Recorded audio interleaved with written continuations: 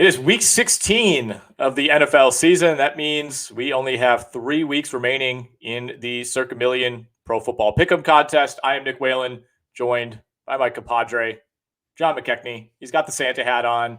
He's back in the mysterious room in which he does like 3 or 4 podcasts a year.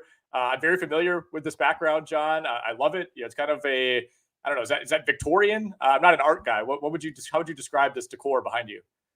I don't know. It's very my mom. Like she's just kind of an out there artsy lady, and yeah, this whole room is crazy. There's the doorway is actually a bookshelf, so you can't even tell it's a door until you push No on it way. to get in here. So yeah, Like a we Scooby-Doo call it the secret. situation?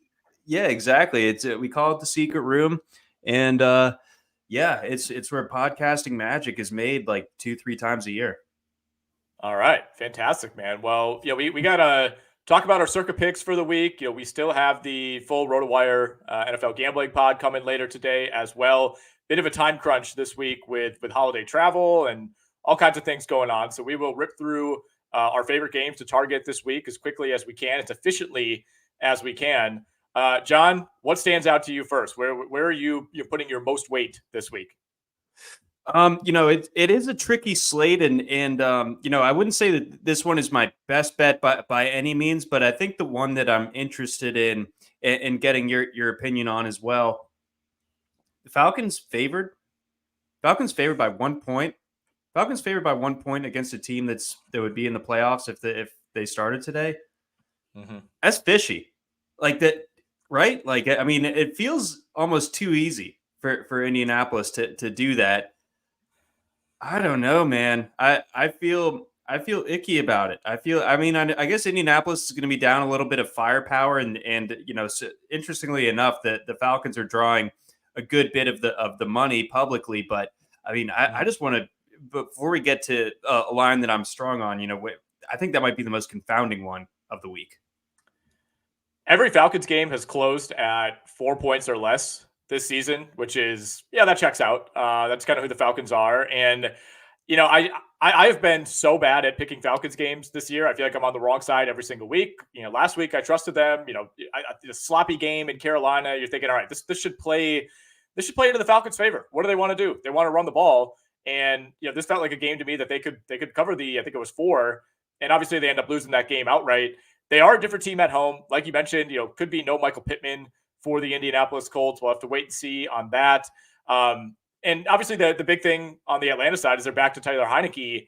He was 0-3 in his 2 starts and his other appearance earlier this season. All of those losses came to what I would say are teams that were either on Atlanta's level or even below their level. So I don't really see this as much of an upgrade. I know some people upgrade the Falcons like a point or 2 points even, just getting away from Desmond Ridder. And I'm sympathetic to that because Desmond Ridder is terrible, but Taylor Heinicke didn't look any better. I actually thought, they would take a big step up. I was calling for Heinicke like week 2 this season, and it was shocking to me that they didn't look any more competent. I understand the line. I mean, I think frankly it should probably be flipped. Colts -1 to me on the road seems fair. A team that fell behind last week against Pittsburgh, ripped off 30 straight points to end that game. I'm not picking the Falcons, I'll tell you that, but this would be a very Falcons-y spot to just kind of randomly show up again and win this game by a field goal. Exactly. So I think this one probably doesn't make the cut for our card. It's a really weird week, though. So, I mean, somehow we might walk our way back into talking about this game. But I did want to get your thoughts on that one because that one stood out to me as surprising. But I think for me, the game I like the most, the side I like the most, Cleveland Browns. Joe Flacco. Yeah. I mean, we knew as Bears backers last week that we got a taste of what trusting the Bears feels like. That's terrible. How did people in Chicagoland area do that every single week for years on end? Because that was the most flimsy 7-point lead going into the fourth quarter that you could possibly have. It's like, okay, it's just a matter of how are they going to play. It's against the Browns. Like the Browns, the only other franchise that could claim to be as cursed as the Bears, basically. And it's like, the Browns are going to win this game. And of course they did. That you got the Darnell Mooney dropped Hail Mary at the very end, all that good stuff. But I think that the the Browns, I know it's a little bit dicey with the way their defense plays away from home, but I think if things continue to look worse for CJ Stroud, I don't see how the Texans, or I'm sorry, yeah, the Texans hang around in this one. They were able to do it last week, but the Titans have, so much less firepower. Nuts to the Titans for what they did to us last week, by the way. But we'll digress there. But I love the Browns this week. Yeah, we're in a very similar situation with Houston, right? I love Tennessee last week. I thought there was no way they could blow that lead. And credit to Houston, credit to D'Amico Ryans, I guess credit to Case Keenum for finding a way to get it done. I think that was more so the Titans just completely blowing that game, not being able to offer Will Levis any protection, not being able to run the ball, run out any clock once they built a 2-score lead. And I have the same concerns you do about the Cleveland defense. I mean, they're allowing over 30 points per game on the road. That is crazy for a defense that has been so good overall and so good at home. But you take away CJ Stroud, I think Will Anderson's likely going to sit. We'll see on Nico Collins. Hasn't really been overly positive on him. I think Houston might be a little bit overvalued by virtue of finding a way to win that game last week. I think asking basically a team of backups to do that again 2 weeks in a row against this Browns defense, even if it's not as good on the road, I got to side with Cleveland here. We're getting this at 2.5, right? If it was 3.5, it would probably be a stay away for me. But at 2.5, I think that's a really, really friendly number. It is. It's friendly enough, but we love where it locked. I think that the Browns going up against the Texans need to find their way onto the card this week. Yep, I think so, especially in a week that doesn't maybe have too many obvious plays. John, I hate to do this to you, but one of my favorite lines of the week, 49ers -5.5. I think this is a tough spot for the Ravens. I think this is the exact type of game where you really miss Mark Andrews and you're really going to miss Keaton Mitchell. I think you can get away with it against a bad team like the Jaguars. I don't think you can do that on the road at the 49ers. I think getting San Francisco at 5.5, I like that a lot. I know there are a lot of trends, that would favor the Ravens in this situation. We got the number 1 seed in the AFC going up against the number 1 seed in the NFC. I just can't quite get there with Baltimore. I know they are 19-5 ATS as a dog in the last 5 seasons. That's the second best mark behind only the Pittsburgh Steelers. They're 19-4 ATS in their last 23 games overall. Lamar is 11-2 as a dog in his career. So, you as a Ravens fan, how are you able to put that aside and look at this game? Do you think Baltimore can hang around and keep this to a field goal? Right. So, first of all, no need to apologize. When we talk about the Ravens like this and when we're on the other side, we can be objective about it. We could almost be brutally honest about it more so than usual. So I think the Ravens are going to get stomped.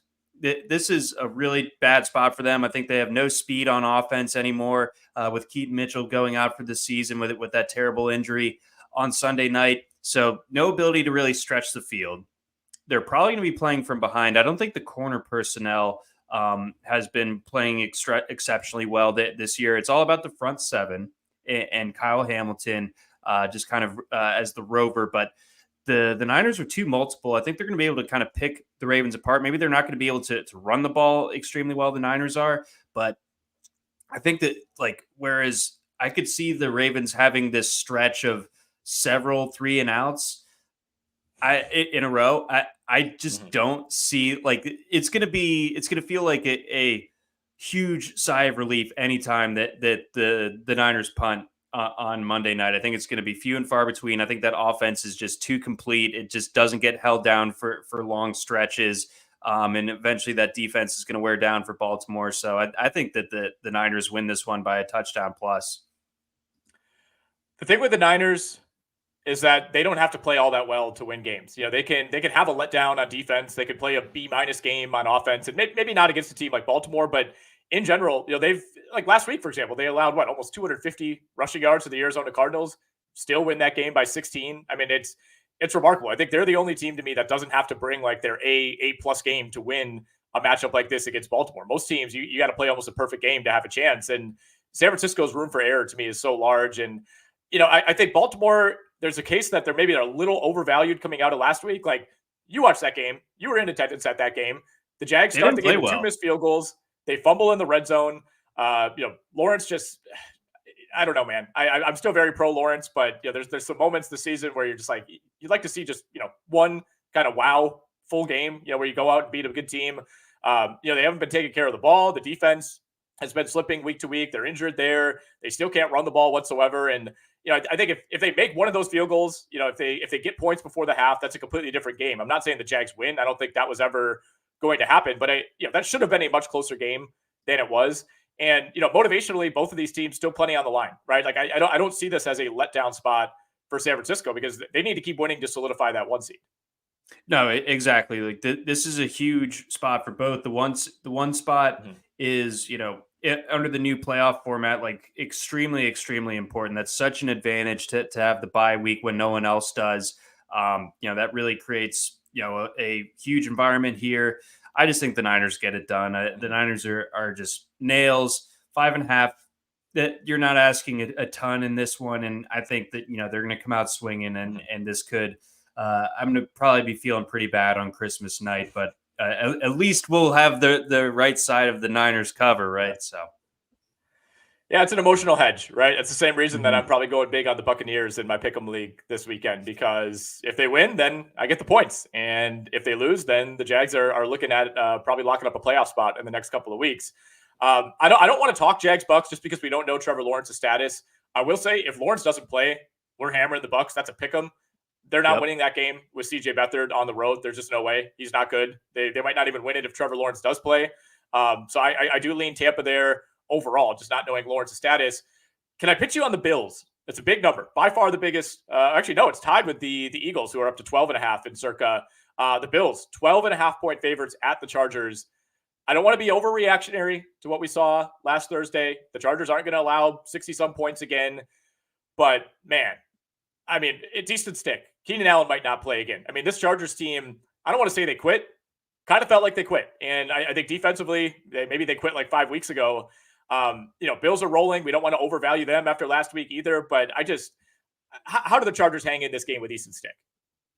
Right. Well, I think, we've got it at a good number, right? Like 13 points gets it done for us here in this spot. So, yeah, I don't see any way in which the Chargers are able to hang in here. And the Bills, like, they still have the motivation factor in that, they've obviously come a long way over these last 2 weeks, and started to look better generally over the last month, more like the team that we expected them to be coming into the season. But because they screwed around so much in the middle of the season, like, they still need to win these games, and I think they want to just kind of continue to roll. So I see kind of a no mercy setup from the Bills here, and I do like including them on the card this week as well. I think the Chargers are just so beyond dead that Easton Stick can run, and they didn't even bother seeing if they wanted to try that last week in a game in which they were giving up 60 points to Aiden O'Connell. Like, give me a break. You guys are so unserious. Cleaning house is fine, but you're gonna need to put the disinfectant tent over SoFi Stadium and just kind of just aerate it out that way, because I mean that stink is still lingering, and it also kind of makes it look like a carnival house, and that's basically what the Chargers are anyway. So give me the Bills. What about the other side of that game on Thursday? We got Raiders Chiefs this week. Chiefs are 10-point favorites at home. I will say I don't love that number, but the Action Network had a good note on teams that score 60 points 1 week and what they do the week after. After scoring 60-plus points, the following week, those teams, since 1960, are 1-7 straight up and 0-8 against the spread.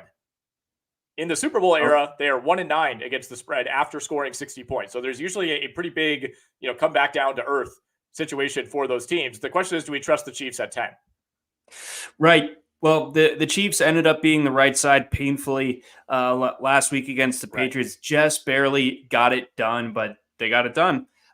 Yes, I do expect the Raiders to be in trouble here. It's interesting. Post facto last week, I think it was after kickoff, I saw this stat, or maybe I saw it beforehand and just blatantly ignored it. But teams that had been shut out the previous week, their numbers straight up and against the spread were amazing. And I just decided to bird box myself and not look at that, pretend I didn't see it. No, this is going to be a tough spot for Aiden O'Connell and company. The backfield's still banged up, and just in terms of the conditions, Mario was making this point earlier. Arrowhead is for strong arm quarterbacks. Aiden O'Connell is not that. I think that he struggles. We see some of those downfield throws hang in the air, turn into interceptions. Pacheco likely coming back for the Chiefs. I would be interested in the Chiefs. I still don't think that I give them like the endorsement that they are the most serious threat in the AFC, but I think against AOC should work. Yeah, I like that one too. Again, not a great number, but I think this is a pretty obvious fade spot for the Raiders. Let's do one or two more games and we'll get out of here, John. What else do you like this week on the card? Man, there's so much public love on the Seahawks after what happened to them last week and beating the Eagles on Monday Night Football. 90% of the money coming in on them. Titans generally tough at home. I know that they blew it at home last week. I'm lightly intrigued by the Titans. I know we got to see what's up with Will Levis, but I don't know. I think that people are too hasty to buy back in on the Seahawks. Although, to be fair, and you always make a good point of bringing this up when it applies, it is a friendly number if you do want to back the Seahawks with just having to win that one by a field goal.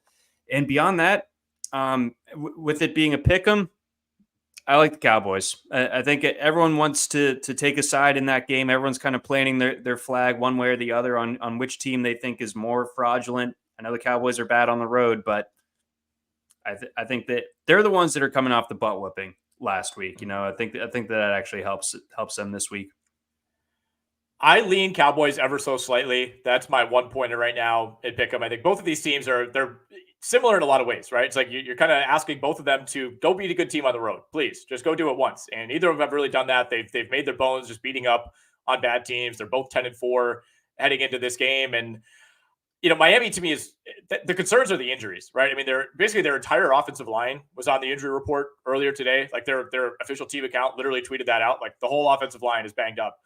They should get Tyreek back. I think Achane's going to play. Mostert is banged up as well. But they have some injuries on the defensive side of the ball. A bunch of their secondary guys are banged up. We saw Xavier Howard a couple weeks ago get banged up in that Tennessee game. Andrew Van Ginkel, he's been dealing with an oblique injury. Ended up playing last week. My guess is he probably plays through it. But I think like half of their key players right now are either going to be out or battling through something and be at less than 100%. So, it's a really, really tough game to handicap. Obviously, it's in Miami. That's a big advantage, you would think, for the Dolphins. But I'm not fully backing off of this Cowboys team. I think last week was here we've gone down this road so many times before. They've looked good. They always come up short. And I think everybody's ready to pile on.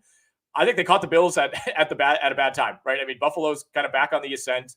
Had to go to Buffalo for that game. It just felt like they were walking into a trap from the moment that game started. And I also thought it was a bit of a false final. Like, obviously the Bills dominated that game, but I think it was closer than the final score would indicate, right? Like Dallas had its chances early on to make that a game and, had some bad penalties, had some, all three of Dak's sacks on the day were on third down, like basically drive ending sacks.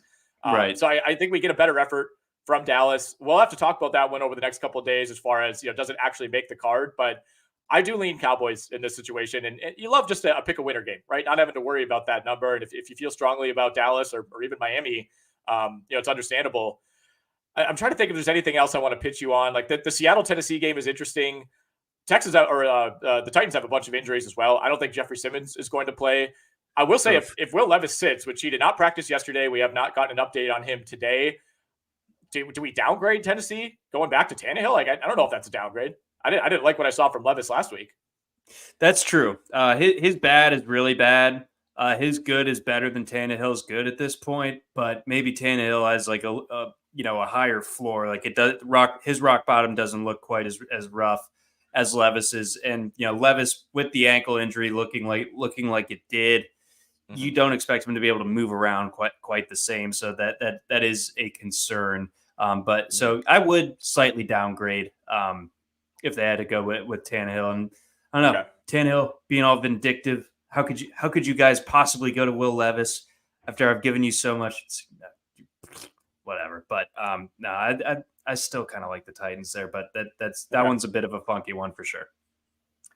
All right. I want to be clear. We're not putting this game on the card, but I labeled Commanders Jets my stay away of the year in my picks article this week. Has there been a bigger stay away? I mean, every Falcons game for me is a stay away at this point. So maybe that's the qualifier. But I mean, we got a terrible defense against a terrible offense.